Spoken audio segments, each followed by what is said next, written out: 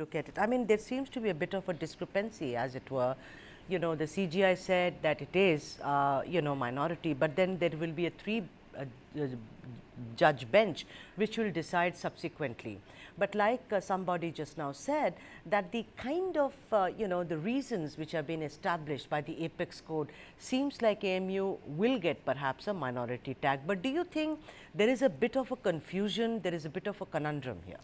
Well, Sudha, basically the confusion which is arising, but the reality is that what the Supreme Court has done.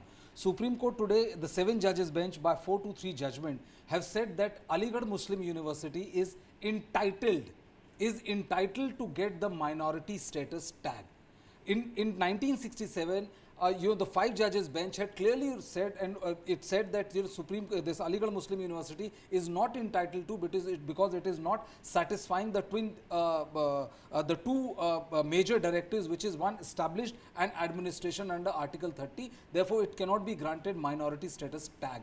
Today, what the Supreme Court has done is that it has overturned its 1967 article judgment, and today it has said that it is entitled to earn the minority tag. Now, whether it has become the minority institution will be decided by 3 judges bench, which will be constituted later on. But what it has done is that it is a big victory for the Aligarh Muslim University, because the 2006 Allahabad High Court judgment had also junked their plea where they tried to claim the minority status tag. So what today's judgment has said is that today's judgment has made it very clear that Aligarh Muslim University is entitled to. Now, earlier judgments were like it is completely not entitled to and were rejected. But today it says that it is entitled to, and whether it will get or not will be decided by the 3 judges bench. And the reference point will be today's judgment and not 1967 judgment. Absolutely. So it like my colleague said, like Brijesh said, the reference point will be what has been said today by the Apex Court and not what happened in 1967.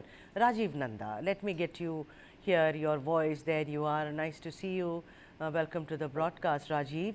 I want to ask you that the word statute, where even CGI spoke about it, just elaborate on that an institution status and a minority status or institution cannot depend on the statute. What does that mean if one has to understand in terms of, for the viewers?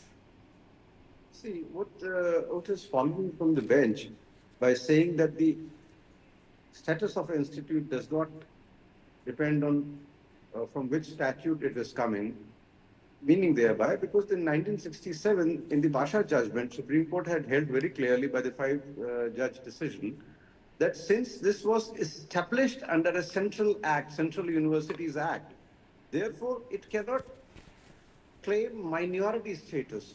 To claim minority status, you have to be established and being run privately through your own system. If you take aid of the central statute, then you lose the character of minority institution. This has been held to be wrong.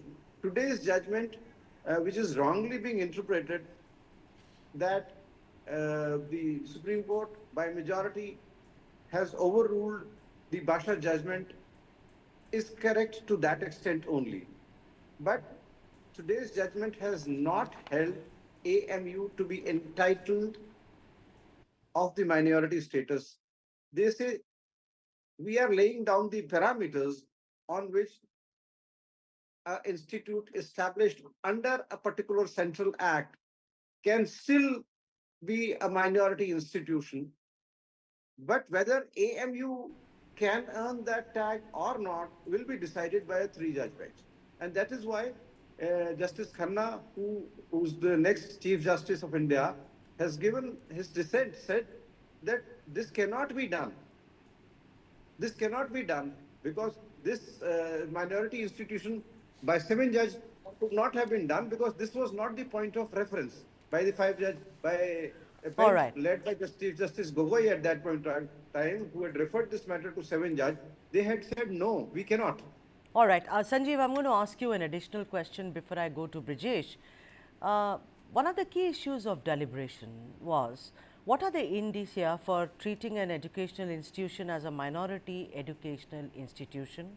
Would an institution be regarded as a minority educational institution because it was established by a person or persons belonging to a religious or linguistic minority, or being administered by persons belonging to a religious or linguistic minority. We have, we've researched and we have the history of how the Aligarh Muslim University was established. It was established, as far as I know, by Syed Ahmad Khan. Brijesh, yes. So, I want to ask you that what I read out, if it has to be a religious institution, then does AMU, is a perfect fit or not? I do not know about the administering of it, but it was established by somebody who belongs to that, community, to that minority community, as it were, Rajiv Nanda. Sorry, come again. Your voice got cracked. I mean, an institution, an educational institution, which will it be deemed as a minority institution if it is established by a person of that community, person or persons, or administered by? So, if you look at the history of AMU, then does not it kind of fit, this description, Rajiv? This is what the Supreme Court has held today. If it was established by a minority people under Article 30 of the Constitution of India, it can have the character. The character does not get diluted simply because it is established under a particular central act. The establishment by and running by the minority people will not take away the character of the same being a minority institution. All right, let me go to you. I mean, what else do you think is, we were discussing it in the newsroom. So, which means that after this, do you think it will be a seminal judgment? I mean, after the three, judges bench sits, because we have a lot of minority institutions in the country. Will it change, or it is only AMU specific? No, see, you have to understand one thing very clearly, that when you seek a minority status, it is very well laid within the Article 30 as to what constitutes a minority status. If you are formed under a statute, it's central government, you take central assistance, the character of the university changes completely. This is what has been held till now. What the Supreme Court has done today is that they have said that yes, Aligarh Muslim University is entitled to a minority tag, entitled to. Whether the three judges bench will agree with what the 4:3 judgment is said is something which we cannot pre-guess and prejudge. Because if they go by Article 30, then formation and administration has to be proved by that, and you cannot take a central aid, and there are various other aspects of the Article 30 which has to be satisfied. It is not affected to, it will not affect other, minority institutions who have got tag or not, because this was one issue which has been going on for a very long time. By 1967 it was decided, and 2024 it is still going on. 2006 Allahabad High Court judgment, Allahabad High Court bench has also stayed and said that it doesn't deserves a minority status tag. It doesn't get to be a minority status or minority tag attached university. That order has not been stayed upon. So, the three judges bench is going to decide whether Aligarh Muslim University is a minority university or not, and that judgment. But what this judgment has done is that whether they can or not, that the Supreme Court, no, Supreme Court has decided they can. They can, but we have to wait. Whether they will or not will be decided by three judges. Absolutely. Bench. Can or not has been decided that they can. All right. Professor Badri Naran has also joined us. Badriji, a very warm welcome to you. Good to have you on the show, sir. This is Sudha here. Hi. I wanted to ask you, sir, that what do you think what Brijesh just said, my colleague? He said that today it seems like the Supreme Court has opened the door halfway. You can get a leg in, but will we get both legs in? We'll have to wait and see. Your comments on what the Supreme Court said today, Badri? Yes, I think I agree with what Brijesh is saying, and it's really opened the half gate.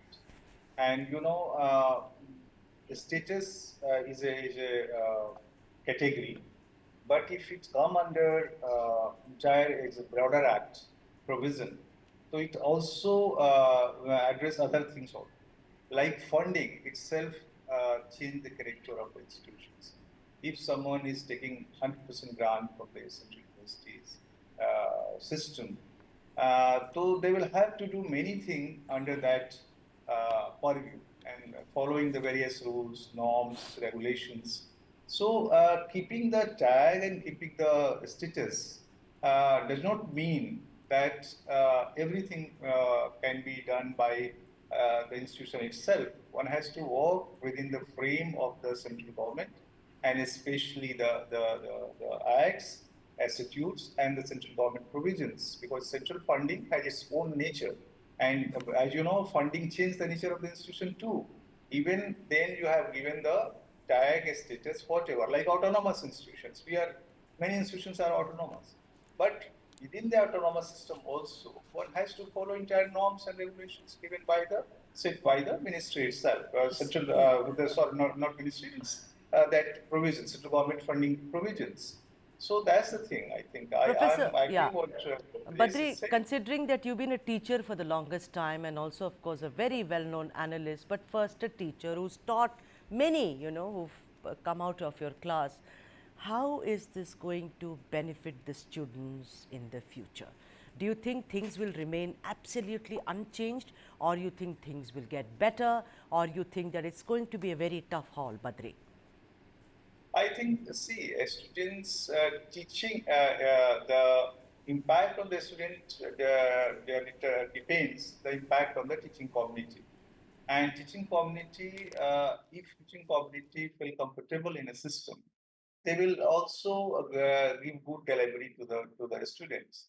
I think this kind of system, autonomy with tags and also following the norms and regulations, a kind of combo of various things, may provide a good opportunity for the student. And GC and the central government under the NEP who are going to change many things in education. You will see in the future, many new things are going to come.